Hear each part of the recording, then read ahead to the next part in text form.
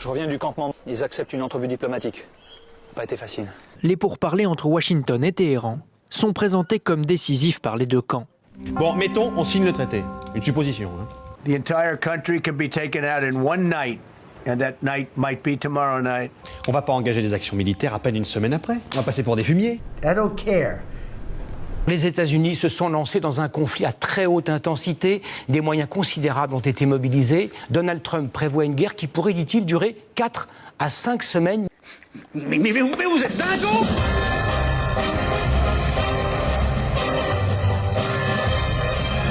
Comment on dit à quelqu'un qu'il a poussé le bouchon un peu trop loin et que tout de même il exagère, sans pour autant prendre le risque de le vexer? They have a period of, well, till tomorrow at 8 o'clock. Ouais. C'est un ultimatum, ça? De quoi? À ce compte-là, autant lancer l'attaque tout de suite. Hein. Je vois même pas pourquoi on se transmet des messages. Mais j'arrête pas de le dire, moi. On attaque tout de suite. Attendez, moi je crois que vous avez simplement besoin d'être un peu ensemble pour résoudre cette petite crise. Hein. We're going to bring them back to the Stone Ages where they belong. Bon, ben on est foutu, laissez tomber. Seigneur Lancelot. Sire, je vous cherchais. Et moi aussi, écoutez celle-là. Ouvrez ce putain de détroit, bande de fous furieux, où vous allez vivre en enfer, vous verrez bien. Loué soit Allah. Qu'est-ce que vous dites de ça? Mais qui est-ce qui nous envoie ça? Voyons, qui voulez-vous que ce soit? Parce que moi, regardez ce qu'il m'envoie. Nous envisageons de réduire progressivement nos importants efforts militaires au Moyen-Orient. Mais qui c'est qui nous envoie ça? Bah justement, moi j'aurais dit...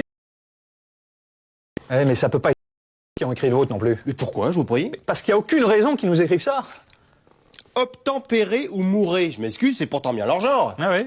Sauf que je vous signale qu'ils sont partis depuis hier matin. Breaking news just moments ago, the President of the United States announced a 2-week ceasefire with Iran. Je comprends plus rien. Moi. Et c'est pourtant limpide. Ils ont battu en retraite. Qu'est-ce que c'est que cette histoire de solution diplomatique? J'ai réussi à éviter la catastrophe, sire. Le sang ne coulera pas. On a eu chaud. C'est louche, quand même. Comment ça, louche? On y gagne quoi? Il s'engage notamment à ne pas agresser l'Iran, à respecter le maintien du contrôle iranien sur le détroit d'Ormuz, à accepter l'enrichissement en uranium et à lever toutes les sanctions. Bon, on baisse nos frogs, quoi. Contre nos vies? Ah oui, moi franchement, j'aime autant. Ouais, ça se défend. Enfin, vous êtes quand même spécial, hein. Bah du coup, tout va bien, non? Oui, j'avoue que je saisis pas tout. Enfin, si c'est ça, tout va pas si mal. En un mois de guerre, les exportations à partir du Golfe arabo-persique ont chuté de 99%. Les prix à la pompe, eux, ne cessent d'augmenter et atteignent des montants historiques. Comme par hasard, c'est pour notre pomme. Je trouve qu'on nous prend un peu trop souvent pour des cons en ce moment, hein. Mais je connais qui serait bien content. Les compagnies pétrolières auraient engrangé plus de 80 millions d'euros de super profits par jour en Europe. Combien? Et au gouvernement, qu'est-ce qu'ils font-ils? Sur la question des profits, une initiative européenne, comme vous le savez, a été lancée par un certain nombre de pays. Les ministres sont actuellement en train justement de l'expertiser. Quelle est son assiette? Quel est son rendement? Comment ça fonctionne? Je pense qu'il ne faut pas qu'on mente aux Français. Ouais, vous fatiguez pas, on a compris. Il n'y a plus qu'à recevoir leur chef. Recevoir leur chef, pourquoi faire? Pour signer le traité.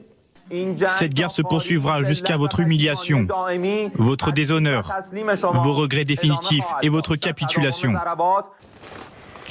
Eh ben, il part pas gagnant, traité de paix. Ouais, c'est pas faux.